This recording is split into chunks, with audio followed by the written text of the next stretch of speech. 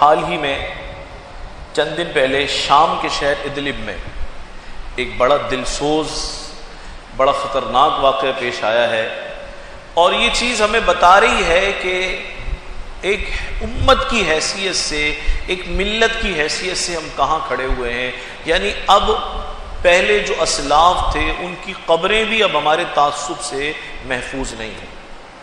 عمر بن عبدالعزیز رحمۃ اللہ علیہ جو خلیفہ عادل کے نام سے مشہور ہیں، یہ وہ عمر بن عبدالعزیز ہیں جو سلیمان بن عبد الملک کے بعد خلیفہ بنے، امیر المؤمنین بنے، اور ان کا زمانہ تاریخ اسلام کا مشہور ترین زمانہ ہے۔ ان کی جو اہلیہ تھی فاطمہ، یہ شہزادی تھی، لیکن جب انہوں نے دیکھا کہ میرا شوہر ایسا درویش ہے، فقیر قسم کا انسان ہے، تو انہوں نے اپنے شوہر کے کہنے پر سارا سونا جو نامعلوم کتنے کلو یا من تھا وہ سب کا سب بیت المال میں جمع کرا دیا۔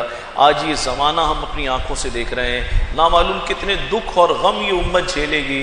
آج اس عمر بن عبدالعزیز کی قبر کو اور اس کی اہلیہ کی قبر کو کھود کر اور باقیات نکال کر آگ لگا دی گئی، نعوذ باللہ۔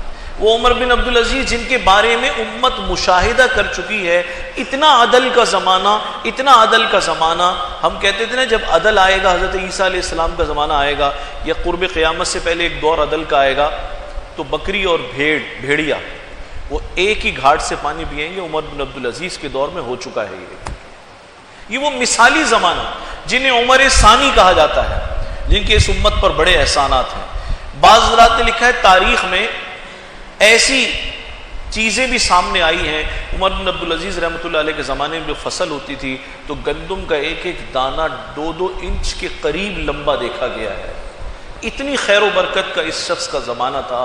آج ایسے بھی منحوس لوگ امت میں موجود ہیں، ایسے بے ایمان لوگ موجود ہیں کہ ان کی قبر اکھاڑ کر آگ لگا دیں اور کہیں کہ جی یہ لوگ تو بنو امیہ سے تعلق رکھتے تھے، یہ بنو امیہ سے تعلق رکھتے تھے، تم کہاں سے تعلق رکھتے ہو، تمہیں پتہ بھی ہے کچھ؟ یہ شیطنت ہے۔ کسی کافر کی قبر کو بھی اکھاڑنے کی ہمیں اجازت نہیں ہے۔ یہاں تک کہا گیا کہ بھئی تم ان کو برا بھلا نہ کہو، ان کو گالیاں نہ دو، تاکہ وہ تمہیں اور تمہارے رب کو اور تمہارے دین کو گالیاں نہ دیں۔ آج قبروں کو نہیں بخشا جا رہا، اور حیرت تو اس پر ہے کہ عمر بن عبدالعزیز کسی پارٹی یا جماعت یا تنظیم کے آدمی نہیں، امت مسلمہ کی عظیم شخصیت ہے۔ آپ سارے عالم اسلام کو دیکھیں، سب نے منہ پہ تالا لگایا ہوا ہے۔ ہمارے خان صاحب کو تو پتہ نہیں، ابھی پتہ بھی کب چلے گا جا کر کے ابھی یہ واقعہ بھی ہو گیا یا نہیں ہوا۔ بولنے کے لیے کوئی تیار نہیں ہے۔ ایک شام جیسے کمزور ملک کے سفیر کو طلب کرنے کے لیے تیار نہیں ہے۔ تمہارے ملک میں یہ واقعہ کیسے ہوا؟ اتنی بڑی شخصیت اور ان کی اہلیہ کی قبریں اکھاڑ دی گئیں، اور یہ سلسلہ اگر چلتا رہا تو آپ یقین جانیے بڑے انتشار کا باعث بنے گا۔ اس سے پہلے 1-1.5-2 سال پہلے حضرت خالد بن ولید رضی اللہ تعالیٰ عنہ کی قبر کے ساتھ شام میں ایسے حمص کے علاقے میں ان کی قبر مبارک کے ساتھ بھی ایسا ہو چکا ہے۔ تو یہ کیوں خاموش ہے؟ آج کسی سیاسی لیڈر کی قبر پہ کوئی حرکت ہو جائے تو سارا ملک کھڑا ہو جائے گا، جبکہ پتہ بھی ہوگا یہ 2 ٹکے کا آدمی تھا، اس کی حیثیت بھی کوئی نہیں تھی، لیکن چونکہ اس کے پیچھے تنظیم ہے، اس کے پیچھے پارٹی ہے، اس کی جماعت، لہذا بولنے والے ہیں۔ عمر بن عبدالعزیز کے لاوارث ہیں؟ ارے اللہ سے ڈرو۔ اللہ نے اگر تمہیں منصب عطا فرمایا ہے، عہدہ اور حکومت عطا فرمائی ہے، اللہ نے تمہیں دنیا کی عزت عطا فرمائی ہے، کم از کم حق بات تو بولو زبان سے۔ کوئی احتجاج اب تک پاکستان کی حکومت نے نہیں کیا۔ ابھی انہیں معلوم ہی نہیں ہے کہ واقعہ کس قسم کا ہوا ہے۔ یہ پہلے کورونا کی مشق سے باہر نکلیں گے تو کچھ پتہ چلے گا کہ دنیا میں کچھ ہو رہا ہے۔ اور لعنت ہو اللہ کی اور اللہ کے فرشتوں کی اور ساری خلقت کی ایسے بدترین لوگوں پر جن سے ان اسلاف کی قبریں بھی محفوظ نہیں ہیں۔ یہ کتنا بدترین طبقہ ہے، کیسے غلیظ ترین لوگ ہیں کہ جن کے دل و دماغ میں اتنا تعصب ہے کہ 1000 سال 1200 سال پرانی جو قبریں ہیں وہ ان قبروں کو بھی بارود سے اڑانے کے لیے تیار ہیں۔ یہ دراصل ان کی سوچ نہیں ہے، یہ دراصل بتا رہے ہیں کہ ہمارے بارے میں تمہیں کیا گمان رکھنا چاہیے، ہم کس قسم کے لوگ ہیں۔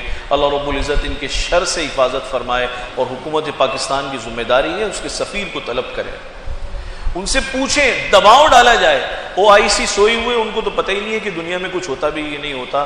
اگر یہی حال رہا تو یاد رکھنا آج ان قبروں کا نمبر آیا ہے، کل کو بات چلتے چلتے نبیوں کی قبروں تک پہنچ جائے گی، صحابہ اکرام کی قبروں تک پہنچ جائے گی۔ یہ بڑے دکھ کی بات ہے۔ عمر بن عبدالعزیز کی قبر پر یہ حرکت ہونا یہ امت کے لیے صرف ایک خبر نہیں ہے، یہ قیامت تک آنے والوں کے لیے داغ لگ گیا ہے دل پر۔ ایک سینے پر داغ لگ چکا ہے، اس لیے بھرپور احتجاج ہونا چاہیے، اپنے اپنے ذرائع سے بھی احتجاج کرنا چاہیے۔ اللہ نے جسے جہاں تک بات پہنچانے کی قوت عطا فرمائی ہے اسے اس موضوع پر بات کرنی چاہیے۔ اگر ہم ان کے لیے بھی بات نہیں کریں گے تو پھر بات کرنے کے لیے موضوع بچتا کون سا ہے؟